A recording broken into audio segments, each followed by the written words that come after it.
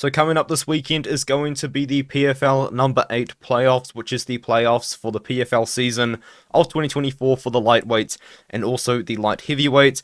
I think it's going to be a pretty decent card. It's going to be taking place on Friday night on ESPN and ESPN Plus, and top to bottom, it's pretty decent. I think that the prelims are actually pretty loaded for a PFL card kind of like this, and I do think that it should be just overall a pretty decent card, as lightweights and light heavyweights can tend to be pretty exciting divisions to watch. Of course, I have an article out for this card and also the Contender Series, and videos on my channel for the Contender Series and UFC 305, so be sure to check those out as well if you want those predictions from me. And of course, with the We Want Picks guys, they have their bets up for UFC 305 and a lot of other stuff on there, which is to help you make your own bets. Stuff from me with the articles for the PFL and other non-UFC related events. And that is $10 per month, but you can get a 3-day free trial, cancel at any time if you use my code ARTEM. And with all of that being said, let's get into my predictions. So kicking off the card and kicking off the prelims according to the Tapology belt order, we have Montague, who is from New Zealand, taking on Marilia Morais, and it's going to be taking place at women's featherweight. I believe now the PFL might be the only major MMA organization that has a women's featherweight division, and Montague is probably one of the better prospects, and I don't just say that because she's from New Zealand in the division, but because she has actually proven herself as an amateur and also as a professional now. She did manage to get a submission over Karolina Sabek, who was a pretty decent grappler. Abby Montez made some splash in previous PFL years, and then in the world of the amateur IMMAF, she had gone on to become a runner-up, I believe, in the IMMAF World Championships to Sabrina De Souza, who is actually becoming a very good prospect in her own right. Montague is definitely a woman's featherweight. She is pretty sizable for the division. She's a very decent grappler, and she's taken on Marilia Morais, who's fought once in 6 years, and in that one time she fought, she didn't look that good. Honestly, I think that Montague is just going to take down Marilia Morais and is going to end up finding a submission, and that is why I'm going to go with her. She's minus 1400 on the odds, minus 1500 on one sportsbook. It's not really worth putting money on, in my opinion. Jordan Oliver fights again against Braydon Akeo. He has actually had a couple of cancelled fights since he made his Bellator debut about a year ago, and he did look pretty decent in that one, of course showcasing that wrestling background, which he does have, and then ended up getting the submission while on top. He's taking on Braydon Akeo, who is very interesting. Although he's 5'10", he does seem somewhat small for the weight class in a way, if that makes sense, just because he is a very tall but yet very thin guy. He is a striker that does want to strike from range, keeps his hands relatively low. It just kind of comes down to, can Braydon Akeo defend the takedowns of Jordan Oliver? And I am just going to predict no. I do think that Jordan Oliver does get the takedowns, and I think with his top control is probably going to land ground and pound or find a submission from top like he did. But it is worth noting, it's a big step up in competition. This opponent, Akeo, does have significantly more experience, 8 professional fights, a couple of decent wins as well, and I believe as an amateur he did have a little bit of experience as well, going 2-0. So definitely an experienced opponent here for Oliver, but I think the wrestling's going to be too much, and the odds do agree. Minus 1000, minus 1000 on a guy that's 1-0. I don't really think it's worth placing any money, but should be a pretty fun prospect fight. Now, Thad Jean fights against Chris Brown, and Chris Brown is a very tricky veteran striker who has actually turned away quite a few decent prospects in the past. He's a very interesting fighter to watch, because especially if you watch his more recent fight, which is one of his best performances against Alfonso Leyva, who is a former Olympic wrestler and was at one point a very, very good prospect, he just kind of controls the middle of the octagon and just throws kicks, and that's really the best part of his game, is his kicks and his very awkward style. But he's incredibly fast, and if you close the distance up against him, he has no problem throwing these awkward kicks in the pocket. It's just a very odd, interesting style to watch, which a lot of people in the past have actually struggled to deal with. A split decision loss to Carlos Leal and Ignacio Bahamondes kind of tells you that he can be pretty hard to deal with. But in that matchup, against Laver. Laver just let Chris Brown do whatever he wanted to him, to be honest with you. Laver didn't attempt takedowns, he didn't pressure forward, he didn't really try and land anything super meaningful, and Chris Brown ended up finding the success, but that definitely does come from just the awkwardness on the feet that he does present. That Gene is another, well, he's a prospect, he's 26 years old, 7-0, fought for the PFL a few times now, and has had a couple of massive performances. He got a KO uppercut recently over Roman Debien, but before that got another KO and a decision win over Eric Alequin, who was 7-0 at the time, who also holds a couple of decent wins as well. That Gene is a striker as well, so it is a striker versus striker matchup, but he is going to hold a slight size advantage here. He is going to be taller with a reach advantage, and he is very aggressive. He's very high volume, and in a striker versus striker fight, it is very difficult to actually pick against Chris Brown because of how awkward he is. But I do think that the fact that Thad Gene is going to be aggressive, is going to be pressuring forward, and I think is actually going to close the distance against Chris Brown, it's going to make it awkward for him. So I do think that Thad Gene is going to be able to land more strikes and the better strikes. It's also worth noting Chris Brown hasn't fought since that Laver fight a year and a half ago. He was meant to fight against Cormal Atoni, who is the guy that has a win over Alex Pereira and is now going to be on the Contender Series.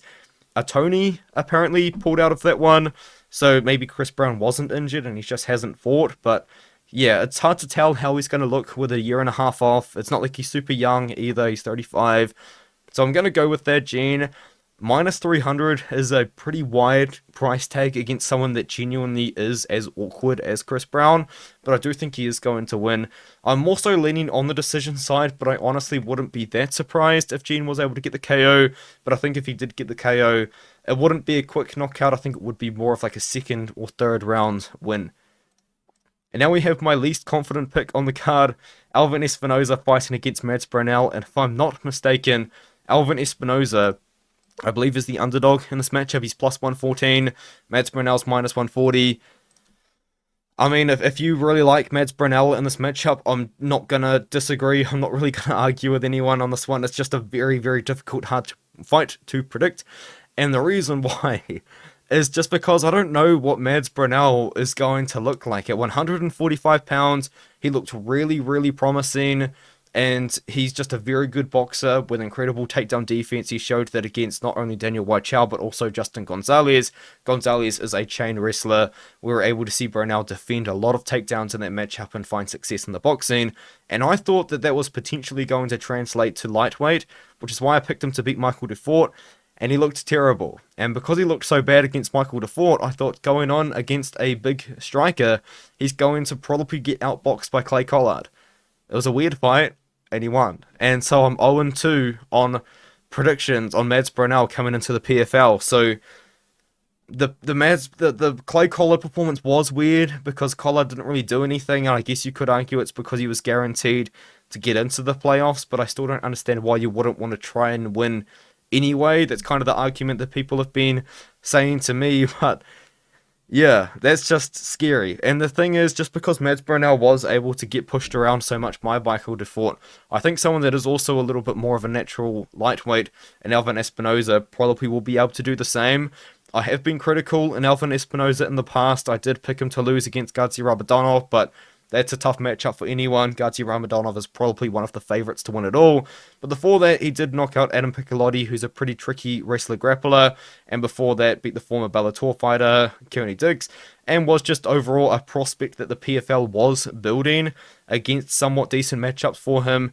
Elvin Espinosa is a pretty awkward striker that can wrestle. And I think if he mixes in everything, he can potentially disrupt the boxing of Mads Burnell, use the size advantage, which I think he still will have, even though Burnell's moving up the weight class and has been at this weight class now for about half a year now-ish. I think Espinosa wins a decision. It's a close one. I do want to emphasize this is a very low confidence pick, but I am going to go with the underdog in Espinosa. And now we have incredibly wide odds in Danny Sabatello fighting against Lazaro Dayron. And when I looked into this, I couldn't believe the odds, and I'm sure if you guys are unaware of the odds, you might not believe them either, looking at it here. Sabatello's fighting an 8-0 prospect in Dayron, and you go straight to the odds, and Danny Sabatello is minus 1,000, Lazaro Dayron is plus 700. These odds are insane. And then I went and I watched the tape, because I was like, Why is he plus 700? It doesn't make sense on paper. Everything looks to be pretty in order. Dayron has fought decent competition. He's even fought a 10-0 opponent, Manuel Exposito, which is a fight you can just watch on YouTube. A lot of them, in fact, I think all of them you can watch on YouTube. Dayron beats Exposito. He beats Arnold Braydon, of course, as well, which are the two fights that I paid most attention to as they're more recent. And this guy's small for bantamweight. He's 5'6", but he's not a big bantamweight at all. And he just doesn't present like any danger at all. I feel like to beat Danny Sabatello as a massive underdog, you either have to somehow be able to out-wrestle him or present danger against Danny Sabatello. And I just don't think that Lazaro Dayron is going to present really much danger on the feet or on the ground. Now, at plus 700, is it worth a stab on such a massive underdog? Yeah, probably. But I think that Danny Sabatello is going to have a massive size advantage in this fight. And if you know Danny Sabatello, you know that he is an incredible wrestler for this weight class. He's been able to out-wrestle very good wrestlers in the past. Had a pretty competitive fight against Ralphion Stott for 5 rounds. And then he submitted Marcos Breno in a fight which I famously said Danny Sabatello won't be able to finish him. But it is what it is. And then he did lose a couple of times, but to Ralphion Stott and Magomedov. He's taken a step down in competition here against a much smaller opponent. Sabatello should be able to out-wrestle him.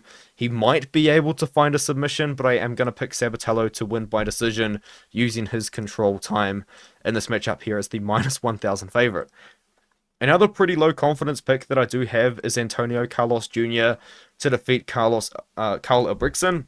Now, I've said it before, and I'll be open and honest, I rate Karl Albrektsson pretty highly. I was actually very, very excited when he was going to be coming into Bellator a couple of years ago, and then he defeated Dovlet Yagshimuradov, which is a win that has aged incredibly well, and when he managed to do that, I thought, wow, he's going to be the real deal. But then he lost a couple of fights in a row, mostly by getting out-wrestled and out-grappled. Grant Neal was able to find success with the wrestling, and then Karl Moore, of course, was able to find success with the grappling. He then fought for a more so regional promotion in Europe, was able to find the KO, and he's back. He's fighting against ACJ, who is a tough one to kind of really nail down. He did win the $1 million a couple of years ago, then he went on Celebrity Big Brother Brazil. A little bit come out of that. If you look up his name and search up Big Brother, you'll see that there is a little bit of, I guess I'll just label it as a controversy, but like he was kind of dealing with a bit behind the scenes, and then he come back. After quite a bit of time away, took out Simon Biong, who is a very talented athlete, but he just hasn't really been able to use his size to find a lot of MMA success, I guess is how I would say that. And then he gets out-wrestled by Alex Polizzi. This is a fight which I actually think that if Antonio Carlos Jr. doesn't get to the ground, I think he will get outstruck by Albrektsson. Albrektson's actually a very talented technical kickboxer for 205 pounds. I think he's the better striker out of the two as well. But I do think that if the fight does get to the ground, I think it is a little bit night and day. And I do think that Antonio Carlos Jr. can submit Albrektsson if the fight does get down there, just because he is such a slick submission artist for this weight class. So it really just comes down to, do you think ACJ can get the fight down to the ground? I think he can. So I'm going to pick him to win by submission, and he is a slight favorite. He's minus 225. Albrektsson could be a pretty good underdog if someone wanted to take the risk there, but I'm going to go with ACJ, and I'm going to pick him to win by submission in this matchup. And now we move on to Biaggio Ali Walsh fighting against Brian Stapleton. I do think Biaggio Ali Walsh wins. I do think he wins by knockout as well. He's minus 650. It's just one of those fights for Biaggio, I guess. I mean, he signed to the PFL, fought as an amateur quite a few times. It was somewhat controversial because Biaggio Ali Walsh was just knocking out amateurs on these professional cards. And then he became the pro. He did take out Emmanuel Palacio in his debut, and now he's coming back to take on another guy making his debut. I was able to find some Brian Stapleton fights on YouTube. This fight against Xavier Zell was, or maybe it was one of these two fights. I think it was this fight against Xavier Zell was very interesting to watch because he doesn't fight in a cage in these events. He's fighting in a ring, and he does actually look like he is a striker to me, which probably is a good matchup for Biaggio. And he showed good takedown defense, but to be fair, the fights were in a ring, and It just kind of looked really awkward for his opponents to take him down. But yeah, I did look into Brian Stapleton. He looks like a guy that isn't going to deal well with the pressure of Biaggio, and I do think that Biaggio was just going to be the much better striker, and I think that Biaggio does get the knockout. So that's the pick, Biaggio Ali Walsh to win by knockout in this one here. And now to move on to the playoffs, these guys are now competing to make it to the finals to then fight for the $1 million prize. Brent Primus fighting against Clay Collard. This is probably my least confident pick out of the semi-final matchups. I guess you could call them the playoff matchups. And I am going to go with Brent Primus to defeat Clay Collard. And my reasoning for this one is just in the past when Clay Collard has lost, it has been to wrestlers. Now, I would not classify Mats Burnell as a wrestler, but AJ McKee Jr. was able to out-grapple him. OAM is definitely a wrestler. Alex Martinez, whether or not you think that he won that fight, I do think he won the fight, was wrestling him, was taking him down. Rayush Manfio, I also think that he won that fight, but the way that that fight took place was he was wrestling him. He was taking him down. Jordan Lutterbach, of all people, was wrestling him as well, and he made that fight very competitive. So ultimately, the way that Clay Collard has struggled with matchups in the past, has lost matchups in the past, has been to his opponents out wrestling him. And Brent Primus might be one of the better wrestlers he's actually ever had to fight against. Now, you look at the age of Brent Primus, and yes, he's definitely way out of his prime. It's been a long time since he captured that title against Michael Chandler in 2017, which is, 7 years ago now? And he lost the rematch, but he then went on to win and have success in his own right after that. He's 39 years old now, but he's still kind of showing that he can do it. He did lose to Usman Nurmagomedov, but it got overturned to a no contest due to some sort of USADA complication, but then he comes back into the PFL and wins a couple of wins by submission. Solomon Renfro is a pretty solid win. I think Bruno Miranda is a pretty solid win too, because he's got very good takedown defense, and they're both, I guess, somewhat similar matchups to this one. Clay Collard is a boxer. He just is a boxer. That's kind of really it. Took time away from MMA to pursue professional boxing. Found some success. If you actually look at his box rec, he does lose a lot of fights, but those fights that he loses to, man, Clay Collard was just accepting some very tough matchups. And I believe one of the fighters he fought in boxing in that run has now gone on to become a world champion. So yeah, Clay Collard was fighting some tough dudes in boxing. Come over, beat Anthony Pettis, and the rest is history, I guess. But I think that this is a tough matchup for him, man. I do like Clay Collard. I'm a big fan of Clay Collard. I think he's a fun fighter. I think he's a talented fighter. But I just don't think his style is going to match up too well against Brent Primus unless he can knock him out. But I do think that Brent Primus is going to win. Very slight favorite here. Minus 130, Clay Collard's plus 100. The odds makers are respecting Clay Collard. But I think that Primus is going to be able to use that wrestling and get a very close decision win. And now Gadzhi Rabadanov is going to fight against Michael Dufort.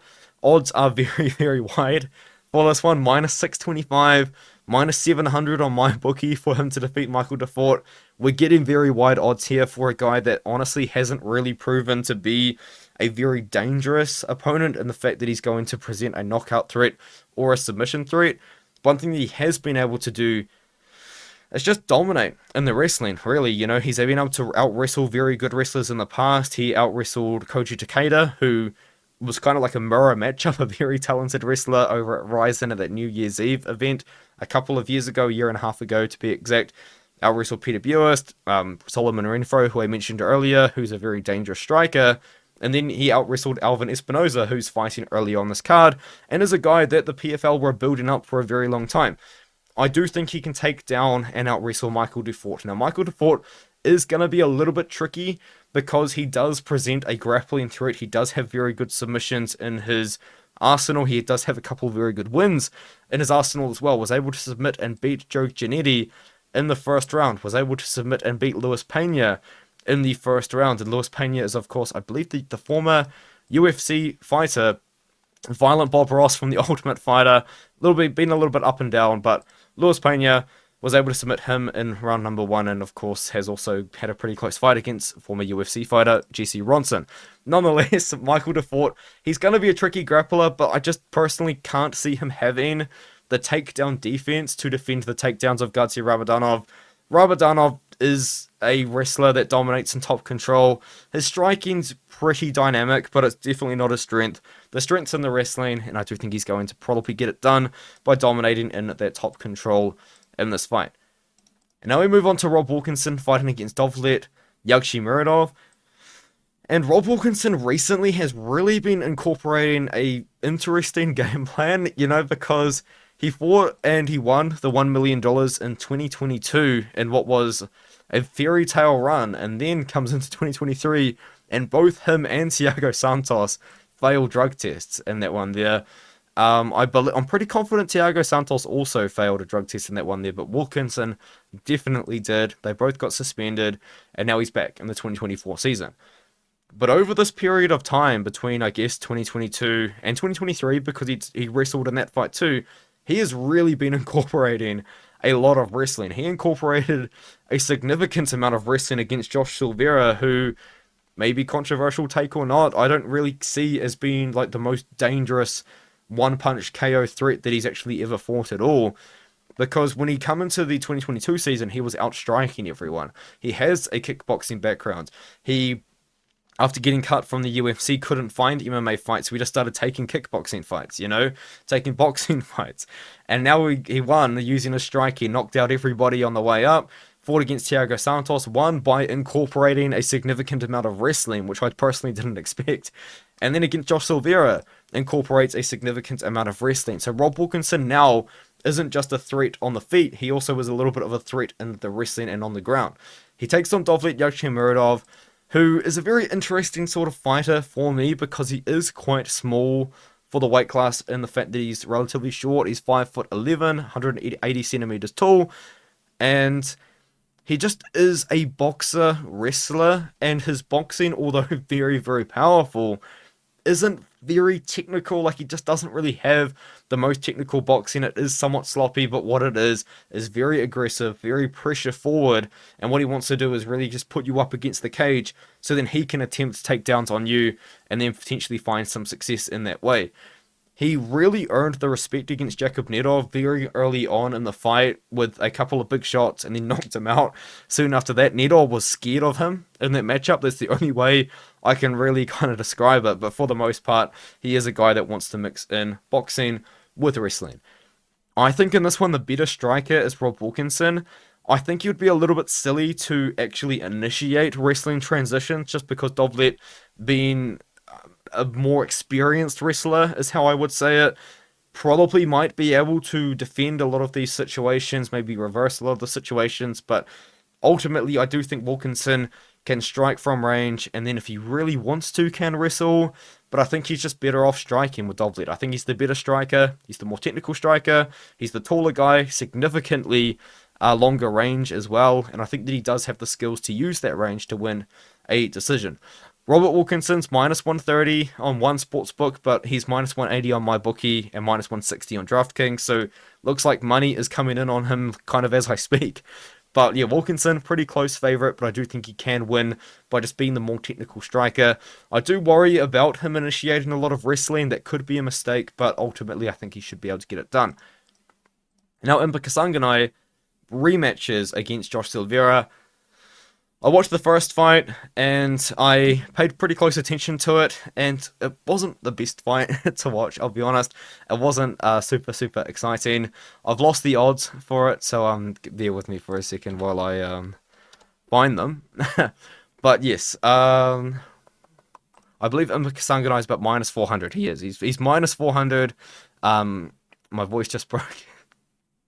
The pain never ends, guys. The pain never ends.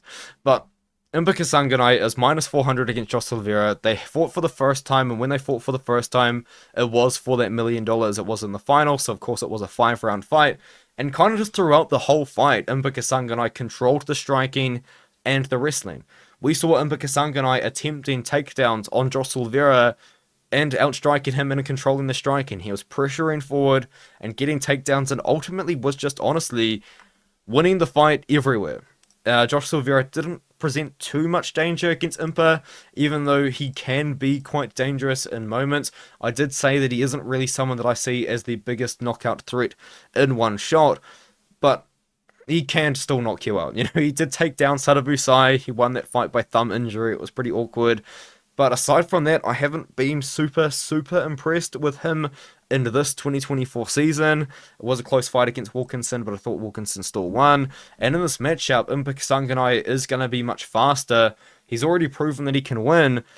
And I think that he should just be able to do the same thing again, but except in over 5 rounds, he's going to do it over 3. You could maybe argue that that gives Josh Silveira more of a green light to kind of go for it in round number 1 and really try and land a KO blow, because he doesn't have to worry about round 4 or 5. But I still think that Impa Kasanganay can out-wrestle him if he wants to.